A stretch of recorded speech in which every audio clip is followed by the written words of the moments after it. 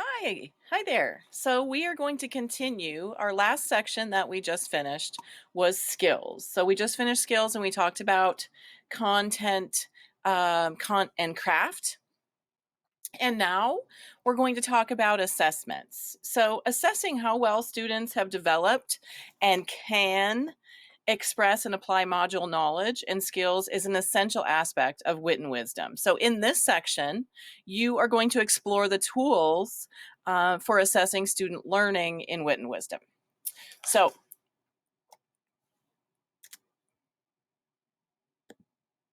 okay. So here we have a slide on performance-based assessments. How many of you, by a show of hands, are familiar with or have used in your classroom performance-based assessments? So about half and half. Some of you have used them and some of you have not. So for those of you that have not used them before, it is going to be a little shift in mindset for you. But developing deep knowledge of the module content and learning goals is going to help you through that a little bit. Okay.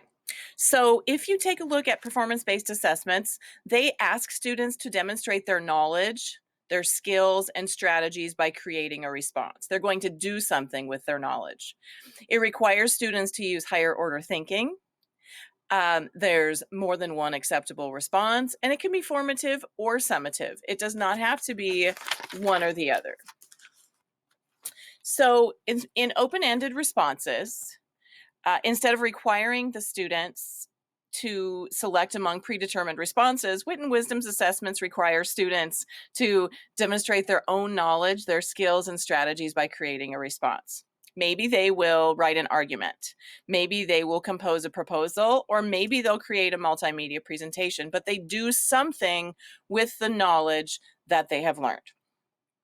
And the higher level thinking. Wit and Wisdom's assessments require students to use higher order thinking skills, such as synthesizing information, drawing conclusions, or asserting a position and supporting it with evidence. That is a big portion of Wit and Wisdom. I know in my class when we do Socratic seminars, which we will talk about, students have to support their answers with evidence from the text, and they get really good at that, and those are 7th graders. The no right answer portion of this is that there's more than one acceptable solution or answer, and they give students the flexibility to address them in a range of ways. And finally, the formative or summative portion of this is that the performance-based assessments are both formative or summative, supporting teachers in assessing student learning. So you decide how you want to use it. The program does not determine that for you. And then you can make appropriate instructional decisions for future lessons and adjust as necessary. So I have to apologize. Apparently, I don't have the next slide that I need to show you, but it would have been the assessment pyramid slide.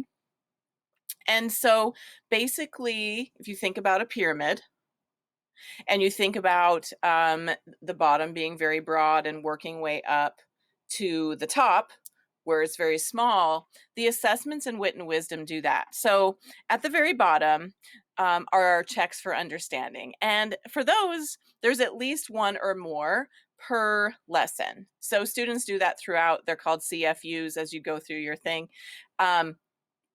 And those are called checks for understanding, and those are at the bottom.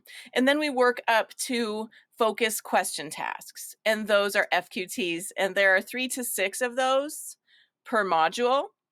Then you work up to new read assessments, and there are 2 to 3 of those per module.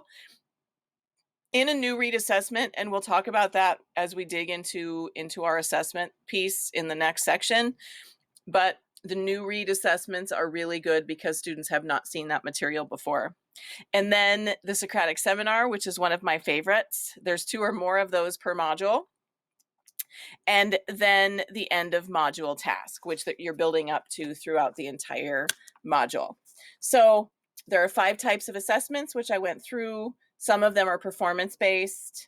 The assessments build on each other through the pyramid. They focus on knowledge and skills, and they can be formative, summative, or both. So let's take a look at those assessments.